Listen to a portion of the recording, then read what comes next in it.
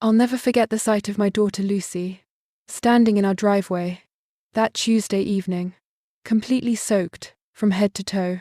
Her little school backpack hung heavy with rainwater, and her blonde hair was plastered against her face, like wet string. But it wasn't the rain that broke my heart.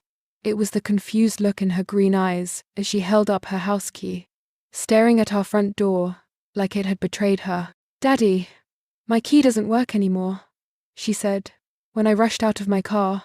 Her voice was so small, so lost. I could see she'd been crying, though the rain had washed most of the tears away. I took the key from her trembling fingers and tried it myself. Nothing. The lock wouldn't budge. That's when I noticed something different. The lock itself looked newer, shinier than I remembered. My stomach dropped as the horrible truth began to sink in. "How long have you been out here, sweetheart?" I asked, wrapping my jacket around her shivering shoulders. "Since school ended," Lucy whispered. I kept knocking and ringing the doorbell. I thought maybe Grandma Helen was taking a nap and couldn't hear me, but then I saw her looking at me through the window upstairs. "She saw me, Daddy. She saw me standing here in the rain, and she didn't open the door." 5 hours. My 11-year-old daughter had been locked out in the rain for 5 hours, while my mother watched from inside the house we'd been calling home for the past 6 months. I pounded on the door with my fist, anger rising in my chest like a fire. "Mum, open this door, right now!" The porch light flickered on, and I heard the slow shuffle of my mother's slippers approaching. The door opened just a crack, and Helen's grey eyes peered out at us through the chain lock. Her face was cold, emotionless, like she was looking at strangers instead of her own family. "We need to come inside, Mum. Lucy's soaking wet and probably getting sick." "No," Helen said simply. "You can't come in." "What do you mean we can't come in? We live here. Our stuff is inside." Helen's mouth formed a thin, hard line. "I've decided that you and your daughter don't live here anymore. You need to find somewhere else to go." The words hit me like a physical blow. I stared at my mother, this woman who'd raised me, who had promised us a safe place to stay, while I got back on my feet, after losing my job. Lucy pressed closer to my side, and I could feel her whole body shaking. "Mom, what are you talking about? We had an agreement. You said we could stay as long as we needed to." Well, I changed my mind. This is my house, and I want you gone." I looked down at Lucy, who was staring up at me with those big, trusting eyes, waiting for me to fix this like I always did. But for the first time in her life, I didn't know how to make things better. I didn't know how to explain that sometimes the people who are supposed to love you the most can hurt you the deepest. Every part of me wanted to argue, to demand an explanation, to force my way inside and grab our belongings. But Lucy was shivering against me, and I could see neighbors starting to peek out their windows at the commotion.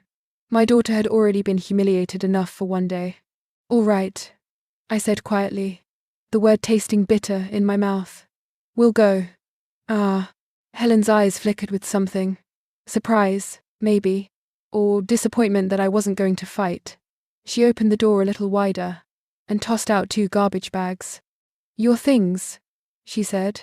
I packed what I could find. I picked up the bags, knowing they couldn't possibly contain everything we owned, but not caring anymore. All that mattered was getting Lucy somewhere warm and dry. As we walked back to my car, Lucy tugged on my sleeve. "Daddy, why doesn't Grandma Helen love us anymore?" I didn't have an answer. Not yet. But as I buckled her into the passenger seat and started the engine, I made a silent promise that somehow, some way, I was going to find out what had turned my mother into a stranger overnight. The motel room smelled like old cigarettes and cleaning chemicals, but it was warm and dry, and that's all that mattered right now. Lucy sat cross-legged on one of the twin beds, still wearing my oversized jacket over her damp school clothes. She hadn't said much during the drive here, just stared out the window with that same confused expression she'd worn in the driveway.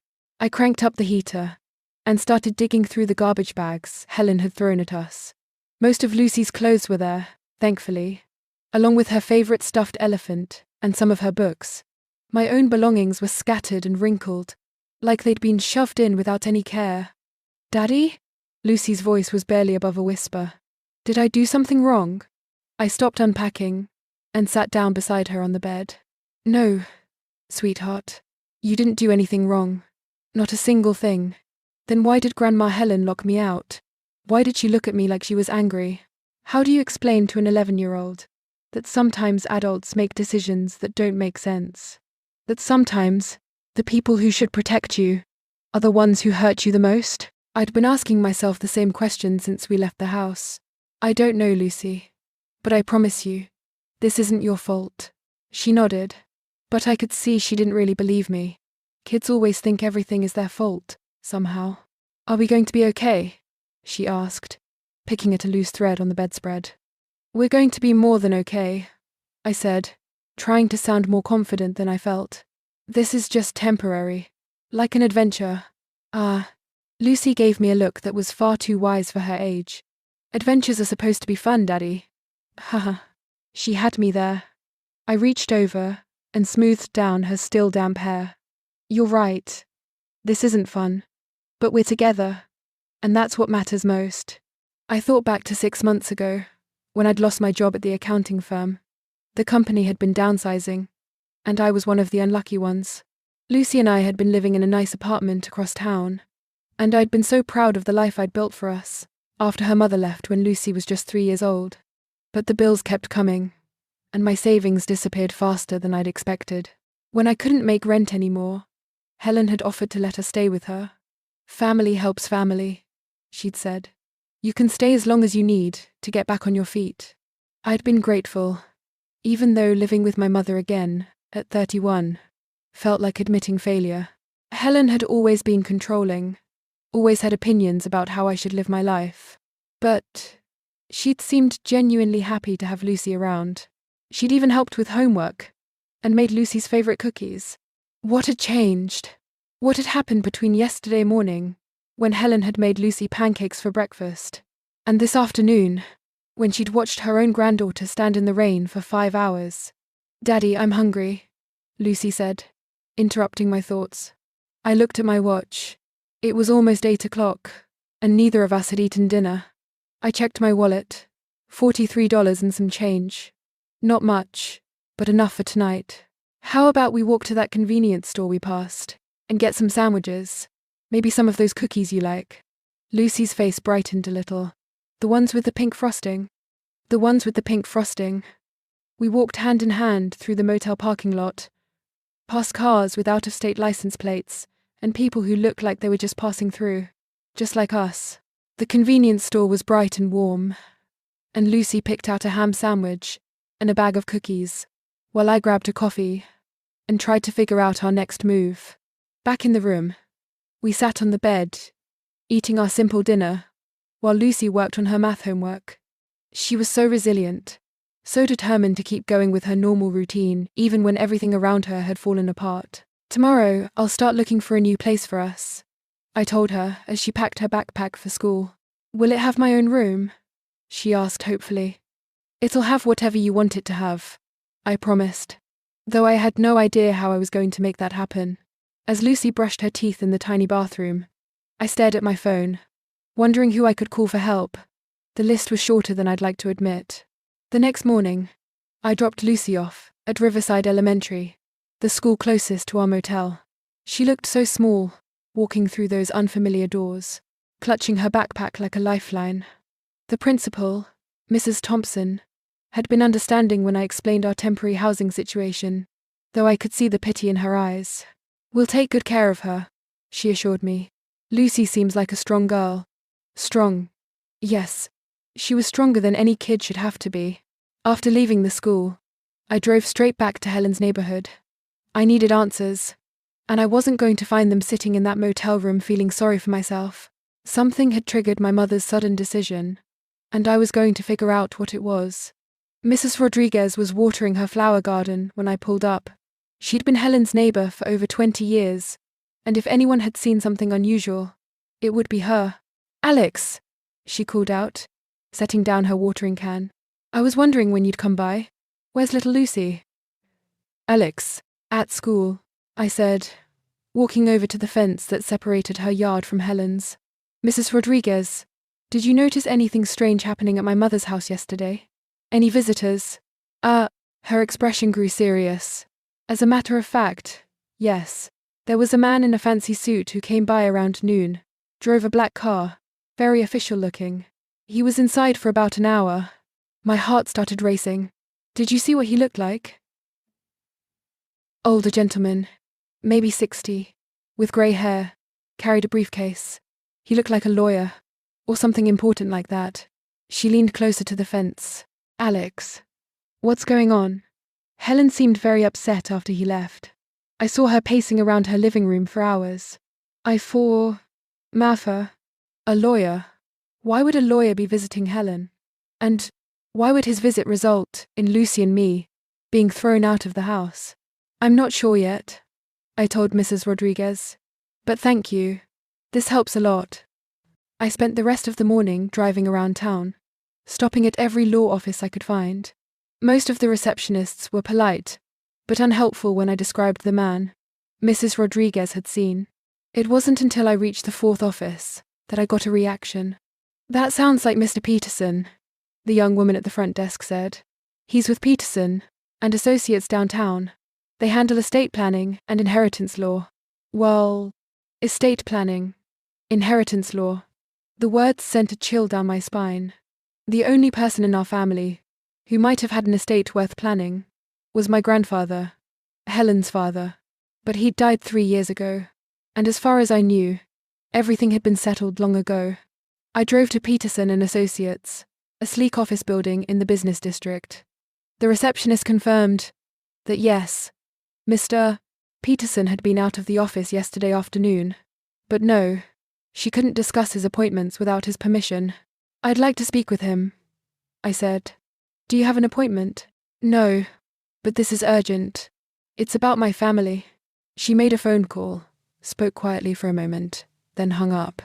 Mr. Peterson can see you for 5 minutes. The lawyer was exactly as Mrs. Rodriguez had described. Distinguished, grey-haired, with sharp eyes behind wire-rimmed glasses.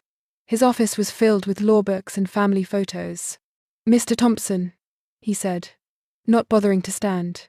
I understand you have some questions about my visit with your mother yesterday. I need to know what you discussed with her. My daughter and I were thrown out of the house, right after you left. Mr. Peterson's expression didn't change. I'm afraid I can't discuss the details of my conversation with Mrs. Helen Thompson. Client confidentiality. You understand. But surely you can tell me if it involved me or my daughter. He was quiet for a long moment, studying my face. I can tell you this much. The matter we discussed was time-sensitive and involved legal obligations that your mother has been neglecting. What kind of legal obligations? I'm sorry, but I've said all I can. If you want more information, you'll need to speak with your mother. Fat chance of that happening. Helen had made it clear she wanted nothing to do with us. As I left the office, my mind was spinning. Legal obligations, time-sensitive matters, estate planning. What had my grandfather left behind that Helen didn't want me to know about? I spent the rest of the week digging deeper into Mr. Peterson's background. His law firm specialized in estate planning, probate, and inheritance disputes. The more I learned, the more convinced I became that this had something to do with my grandfather's estate. But every time I tried to get more information, I hit a wall of legal jargon and client confidentiality. Meanwhile, Lucy was struggling more than she let on. Her new teacher, Miss Garcia, called me on Thursday afternoon. Lucy's having a hard time concentrating, she said gently. She keeps asking when she can go back to her old school, back to her friends. And yesterday, she fell asleep during reading time. I wasn't surprised. Lucy had been tossing and turning every night in that uncomfortable motel bed, asking questions I couldn't answer. Why did Grandma Helen change her mind? When could we go home? Where would we live? I'm working on finding us a more permanent place, I told Miss Garcia, though I wasn't sure how. My job search wasn't going well, and our savings were running dangerously low. That evening, as Lucy worked on her homework at the small motel table, I made a decision. I needed to confront Helen directly, even if she slammed the door in my face again. Lucy, I need to run an errand. Will you be okay here for an hour? She looked up from her math worksheet, worry creasing her forehead. You're not going to leave me, are you, Daddy? The question broke my heart. Never. I will never leave you. I'm just going to try to get some answers about what happened. I drove to Helen's house as the sun was setting. Her car was in the driveway, and I could see the warm glow of lights in the windows. It looked so normal, so peaceful, like the home it used to be for us. I knocked on the door, expecting her to refuse to open it, but after a few minutes, I heard the chain lock slide, and Helen appeared in the doorway. She looked older somehow, more tired than I remembered. "What do you want, Alex?" "I want to understand what happened. Lucy doesn't understand why her grandmother suddenly doesn't want her around. She thinks she did something wrong." Helen's face flickered with something. Guilt? Maybe? But it was gone so quickly, I might have imagined it. "I told you. I changed my mind about you living here, because of Mr. Peterson's visit." Her eyes widened slightly. "I don't know what you're talking about." "The lawyer who came to see you on Tuesday. Mrs. Rodriguez saw him. Estate planning and inheritance law. That's his specialty." Helen's hand tightened on the doorframe. "That's none of your business. If it involves me or Lucy, it is my business. It doesn't involve you." But the way she said it, too quickly, too defensively, told me she was lying. "Mom, whatever this is about, we can work it out. Lucy misses you. She doesn't understand why you're angry with us." For a moment, Helen's stern expression softened. "How is she doing?" "She's scared and confused. She's sleeping badly, having trouble at her new school. She keeps asking when she can come home." Helen looked past me toward my car, as if she could see Lucy waiting there. She's a good girl." "Then why are you doing this to her?" Helen's face hardened again. "Because sometimes we have to make difficult choices. Sometimes we have to protect what's ours." "Protect what from who? From me? From Lucy? We're your family. You need to go," she said, starting to close the door. "Mum, wait. Go, Alex, and don't come back here again." The door slammed shut, leaving me standing on the porch, where Lucy had waited in the rain, just 5 days ago. But this time, I'd heard something different in Helen's voice. Not just anger or coldness, but fear. What was she so afraid of losing, that she'd throw away her relationship with her own granddaughter? As I drove back to the motel, I made another decision. If Helen wouldn't tell me the truth, I'd have to find it another way. Tomorrow, I was going to the courthouse to look up my grandfather's will and estate records. Whatever secret Helen was keeping, I was going to uncover it. Lucy was waiting for me when I got back, her homework finished and laid out neatly on the bed. "Did you find out why Grandma Helen is mad at us?" Not yet," I said. "But I'm getting closer." 3 days later, my phone rang while I was filling out job applications at the motel's tiny desk. Lucy was at school, and I'd been trying to focus on finding work, but my mind kept wandering to the mystery surrounding Helen's sudden change of heart. "Alex? It's your Aunt Carol." I hadn't heard from my mother's sister in months. Carol lived about an hour away and had always been the gentler of the two sisters, though she rarely stood up to Helen's strong personality. "Carol, hi, how are you?" I'm worried, actually, about you and Lucy." Helen told me what happened, but her story doesn't make much sense. Carol's voice was hesitant, like she was afraid someone might overhear. "Alex, there's something you need to know. A letter came for you today." My heart started pounding. "A letter?" "It's from a law office. Peterson and Associates. It looks very official, and Helen tried to hide it from me, but I saw it when the mailman delivered it." She put it in her kitchen drawer. Peterson and Associates. The same firm that had sent the mysterious lawyer to visit Helen. "Carol, I need to see that letter." "I know. That's why I'm calling. Helen goes to her bridge club every Thursday at 2 o'clock. She'll be gone for at least 3 hours. Can you meet me at the house?" I looked at the clock.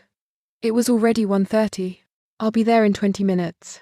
I drove to Helen's house faster than I should have, my mind racing with possibilities.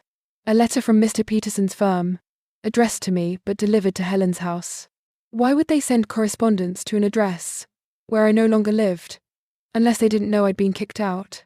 Carol's car was already in the driveway when I arrived. She met me at the front door, looking nervous and guilty. I still have my key, she explained, letting us both inside. Helen gave it to me years ago for emergencies.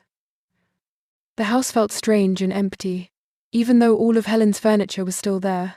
It smelled like her lavender soap and the coffee she drank every morning. For a moment, I could almost pretend that Lucy and I still lived here, that we'd just stepped out for a while. "The letter's in here," Carol said, leading me to the kitchen. She opened the drawer next to the sink and pulled out a thick white envelope with my name printed clearly on the front. The return address confirmed it was from Peterson and Associates, and it was marked urgent. Time-sensitive matter. Urgent. "Should I open it?" I asked, though I was already tearing at the envelope. "It's addressed to you," Carol said firmly. "Helen had no right to keep it from you."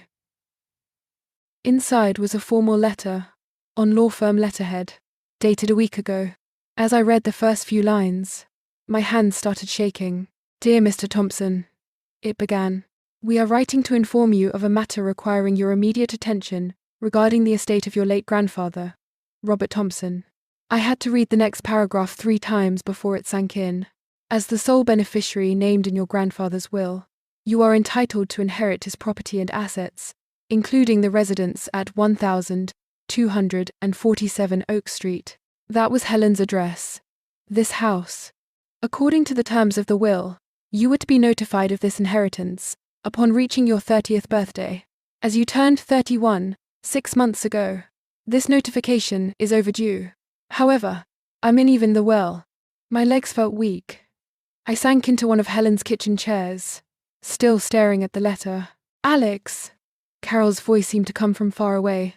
"What does it say?" I looked up at her, then back at the letter. It says I inherited Grandpa's house. This house, 6 months ago." Carol's face went pale. "But Helen said the house was hers. She said Grandpa left everything to her because she was taking care of him. According to this, she was supposed to tell me about the inheritance when I turned 30. She's been the executor of the estate, managing everything until I was old enough to inherit." We both heard the sound of a car door slamming outside. Carol rushed to the window and gasped, "Helen's back early. She's walking up the driveway right now." I folded the letter and shoved it into my pocket, just as the front door opened. Helen's voice echoed through the house. "Carol, what are you doing here? And whose car is that in my driveway?" Helen appeared in the kitchen doorway, her face flushed from the cold, and her eyes immediately suspicious. She looked from Carol to me, then her gaze dropped to the open drawer where the letter had been hidden. "What are you doing in my house?" Helen demanded, but her voice wavered slightly. "It's not your house, is it, Mum?" I said quietly, pulling the letter from my pocket. "According to this, it hasn't been your house for 6 months. Helen's face went completely white. She gripped the doorframe so tightly her knuckles turned pale. "Where did you get that?" From your kitchen drawer, where you hid it from me." I unfolded the letter, my hand steadier, now that the truth was finally coming out. "Peterson and Associates. They've been trying to reach me about Grandpa's will." "Helen," Carol whispered, staring at her sister in shock. "Is this true? Did you hide Alex's inheritance?" Helen's mouth opened and closed, like she was trying to find words, but nothing came out. For the first time in my life, I saw my mother look truly defeated. 6 months. I continued, reading from the letter. "I was supposed to be notified when I turned 30. That was 6 months ago, right around the time I lost my job and had to move in with you. Alex, I can explain." "Can you?" "Because this letter says I'm the sole beneficiary of everything. The house, the savings account, even the car in the garage. Grandpa left it all to me, and you've been lying about it this entire time." Carol sank into a chair, her face pale with shock. "Helen, how could you do this? To your own son?" "You don't understand," Helen said, her voice rising with desperation. "I took care of him for years. Years. I gave up my own life to nurse him through his illness, to make sure he was comfortable. And what did I get for it? Nothing. You got to spend time with your father before he died," I said. "You got to be there for him when he needed you. That should have been enough." Mm. Mm. Easy for you to say. You were off living your own life, building your career, raising Lucy. You visited maybe once a month. I was there every single day, dealing with his medications, his doctor appointments, his bad days when he didn't even remember who I was.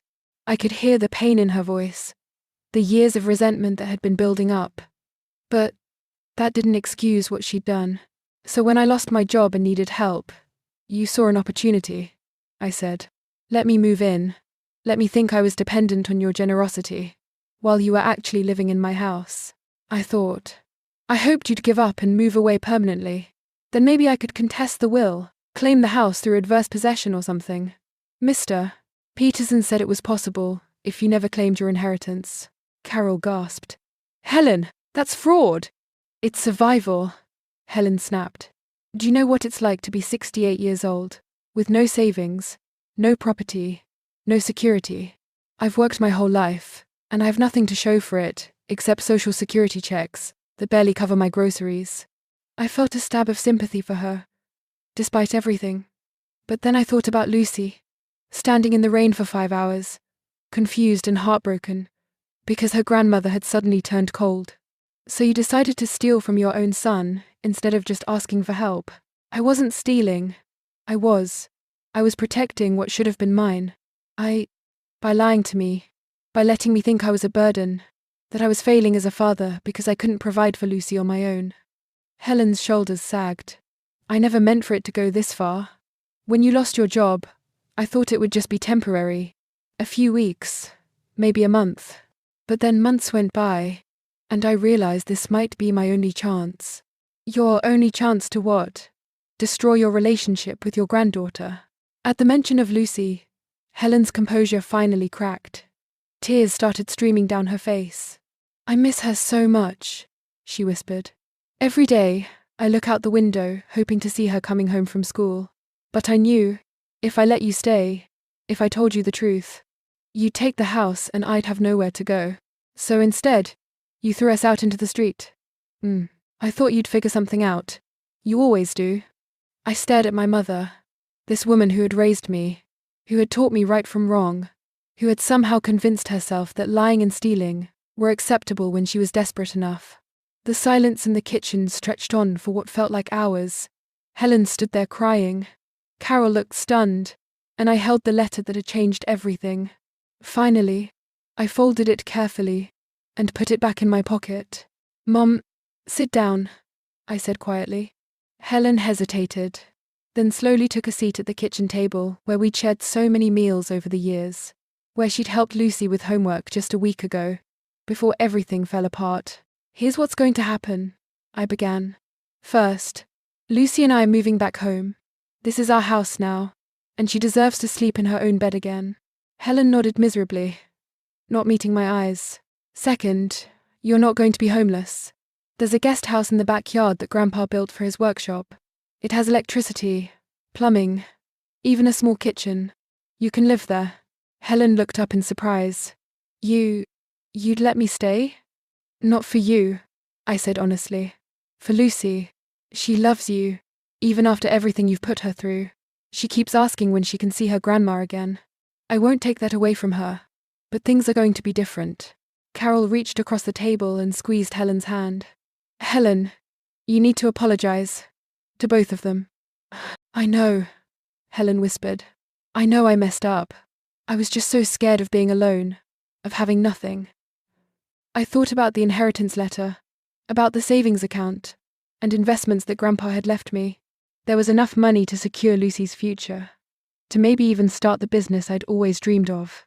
But more than that, there was enough to help Helen too, if she was willing to accept it with honesty this time. Mom, Grandpa left more than just the house. There's money too. Enough that I could help you, if you'd asked instead of lying. Helen's tears came harder now. I'm so sorry, Alex. I'm so sorry I hurt Lucy. I'm sorry I hurt you. An hour later, I was standing outside Riverside Elementary, waiting for Lucy to come out. When she saw me, her face lit up with the first real smile I'd seen in a week. Daddy, did you find a new place for us? Actually, sweetheart, we're going back to our old place, back to Grandma Helen's house. Lucy's eyes widened. Really? Does that mean Grandma Helen isn't mad at us anymore? It's complicated. But yes, she wants to see you very much. She's been missing you. The drive home felt different this time.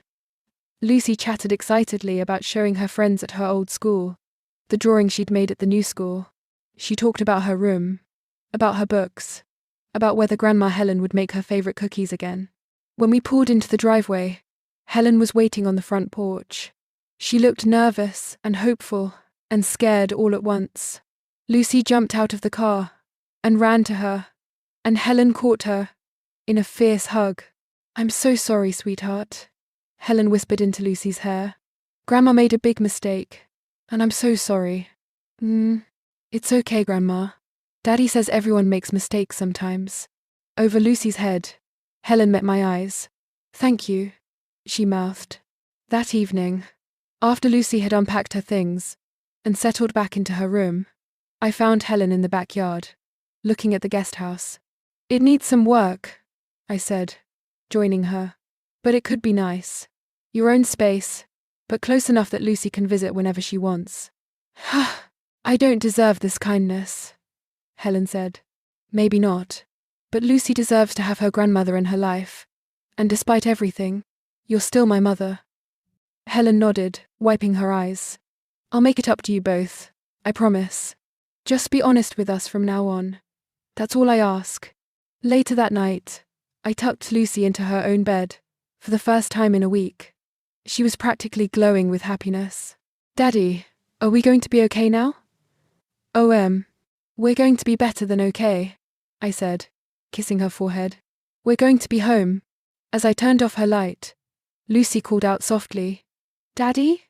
I'm glad Grandma Helen isn't mad at us anymore. Me too, sweetheart. Me too. Outside her window, I could see the light on in the guest house, where Helen was beginning her new life. It wasn't the ending any of us had expected, but sometimes the best families are the ones that find their way back to each other, even after everything falls apart.